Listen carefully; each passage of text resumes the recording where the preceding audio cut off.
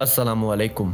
दूसरे अंबिया की कौमों के बरक्स कौम लूत एक ऐसी बदकार कौम जिसकी तारीख में मिसाल नहीं मिलती। इस वीडियो में आपको मालूम पड़ेगा कि इस कौम ने वो क्या गुनाह किया कि अल्लाह ताला ने इनको आग और पत्थरों का दर्दनाक अजाब दिया और इनका जिक्र कुरान मजीद में करके इन्हें क़यामत तक के लोगों के लिए इबरत का निशान बना दिया। नाज़रीन, इस कौम ने एक ऐसे गुनाह को ईजाद किया था जो कि रूए ज़मीन पर इनसे पहले किसी ने ना किया था। ये गुनाह कौन सा था और इसे इजाद कैसे किया गया, इस वीडियो में मुकम्मल किस्सा कौम लूत आपको बताएंगे, तो वीडियो मुकम्मल ज़रूर देखिएगा। नाज़रीन, कौम लूत दुनिया की तारीख की पहली कौम थी जिसने हम जिन्स परस्ती जैसा घिनौना गुनाह इजाद किया था। इस कौम के बदबख्त मर्द अपनी औरतों को छोड़कर मर्दों से ही जिनसी ताल्लुक कायम करते थे। इस कौम को इस घिनौने काम की इतनी आदत लग गई कि ये लत में तब्दील हो गई। ये लोग ये काम बड़े शौक से करते और हद दर्मी ये कि ये इस काम को बड़े शौक से दूसरों को बताते। हज़रत लूत अलैहिस्सलाम अल्लाह के नबी थे। हज़रत लूत अलैहिस्सलाम के वालिद का नाम बारान था, जो कि आज़र के बेटे जो कि हज़रत इब्राहीम अलैहिस्सलाम के सगे भाई थे, यानी कि इब्राहीम अलैहिस्सलाम के भतीजे थे लूत अलैहिस्सलाम। हज़रत लूत अलैहिस्सलाम इब्राहीम अलैहिस्सलाम पर सबसे पहले ईमान लाने वालों में से एक हैं। हज़रत लूत अलैहिस्सलाम इब्राहीम अलैहिस्सलाम के ज़माने में ही अहले सदूम की रहनुमाई के लिए मबऊस हुए।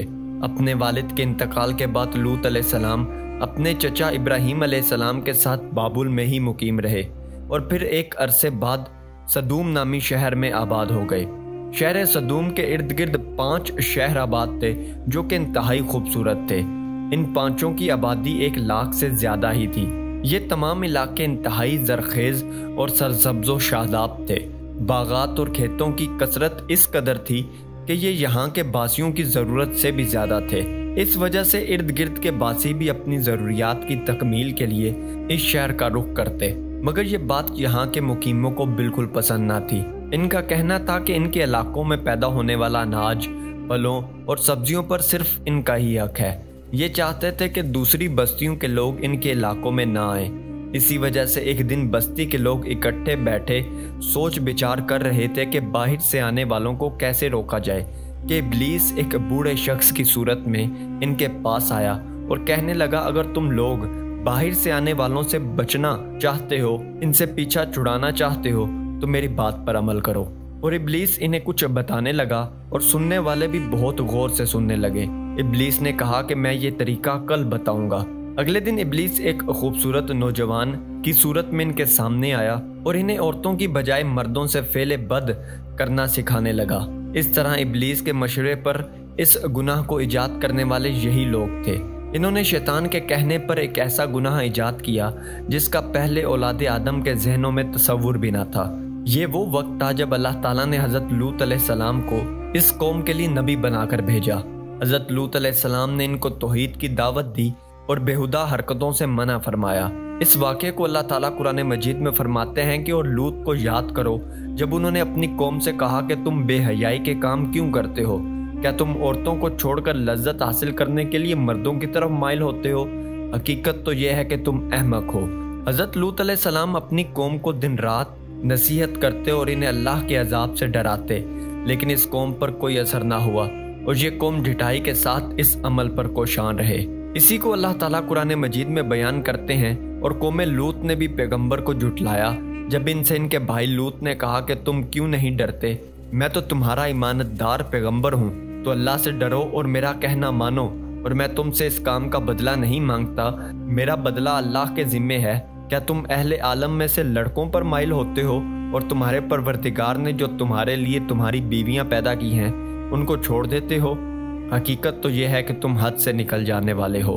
कौम लूत ने हज़रत लूत अलैहिस्सलाम से कहा कि अगर तुम इसी तरह हमें बुरा भला कहते रहे तो हम तुम्हें शहर से निकाल देंगे। लेकिन हज़रत लूत अलैहिस्सलाम इन्हें समझाने से पीछे ना हटे। लेकिन हालत ये थी कि हज़रत लूत अलैहिस्सलाम जितना इन्हें डराते वो इतना ही और गुनाह करते। और फिर एक दिन इन्होंने खुद ही अजाब इलाही का मुतालबा कर दिया और बोले, ए लूत, अगर तुम सच्चे हो तो हम पर अजाब ले आओ। ये सुनकर लूत अलैहिस्सलाम समझ गए कि इनकी कौम को अल्लाह के अजाब से डराने का कोई फ़ायदा नहीं, और उन्होंने अल्लाह ताला के सामने हाथ फैलाए और दुआ मांगी कि अल्लाह इन गाफिल लोगों के सामने मेरी मदद फरमा। अल्लाह ताला ने अपने नबी की दुआ कबूल फरमाई اور اپنے خاص فرشتوں کو روانہ کر دیا۔ یہ فرشتے پہلے حضرت ابراہیم علیہ السلام کے پاس انسانی شکل میں تشریف لائے۔ اللہ تعالیٰ قرآن مجید میں فرماتے ہیں کہ جب وہ فرشتے ان کے پاس آئے تو سلام کیا، انہوں نے بھی جواب میں سلام کہا۔ تو ابراہیم علیہ السلام نے مہمان نوازی کی پیش نظر انہیں عزت سے بٹھایا، پھر ان کے لیے گھر سے بھنا ہوا بچڑا لائے اور کھانے کے لیے ان کے آگے رکھ دیا، لیکن انہوں نے کھانے کو ہاتھ نہ لگایا، جس پر ابراہیم علیہ السلام نے پوچھا کہ کھانا کیوں نہیں کھا رہے ہو؟ اس موقع پر ابراہیم علیہ السلام کے دل میں کچھ خوف پیدا ہوا۔ فرشتوں نے کہا کہ آپ خوف نہ کھائیں، ہم آپ کو ایک دانشور بیٹے کی بشارت دینے آئے ہیں۔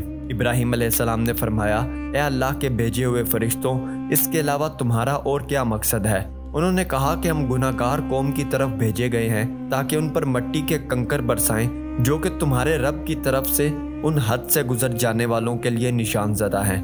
دراصل حضرت ابراہیم علیہ السلام اس لیے فکر مند ہو گئے کہ فرشتے جس بستی کی جانب جا رہے تھے وہاں حضرت لوط علیہ السلام رہتے تھے۔ قرآن مجید میں ارشاد باری تعالیٰ ہے، حضرت ابراہیم علیہ السلام نے فرمایا اس میں تو لوط بھی ہیں۔ وہ کہنے لگے جو لوگ یہاں رہتے ہیں ہمیں سب معلوم ہے، ہم ان کو اور ان کے گھر والوں کو بچائیں گے، صرف ان کی بیوی کے جو پیچھے رہ جانے والوں میں ہوگی۔ حضرت ابراہیم علیہ السلام کا ڈر ختم ہو چکا تھا، لیکن انہیں معلوم تھا کہ اللہ کا عذاب قوموں کو تباہ و برباد کر دیتا ہے، اور حضرت ابراہیم علیہ السلام نہایت رحم دل تھے۔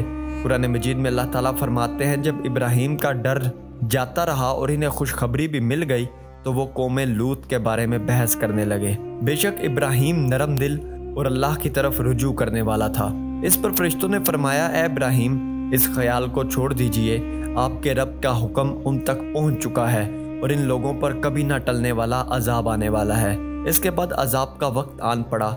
حضرت لوط علیہ السلام اپنے اہل خانہ کے ساتھ رات کو ہی بستی سے باہر نکل گئے۔ ابھی صبح کا آغاز ہی ہوا تھا کہ اللہ تعالیٰ کے حکم سے حضرت جبریل علیہ السلام نے بستی کو اپنے پر سے اکھیڑا، پھر اپنے بازوؤں پر رکھ کر آسمان پر چڑھ گئے، حتیٰ کہ آسمان والوں نے بستی کے کتوں کے بھونکنے اور مرغوں کے بولنے کی آوازیں سنی۔ پھر اس بستی کو زمین پر دے مارا، جس کے بعد ان پر پتھروں کی بارش ہوئی۔ ہر پتھر پر مرنے والے کا نام لکھا تھا۔ جب یہ پتھر ان کو لگتے تو سر ٹکڑے ٹکڑے ہو جاتے۔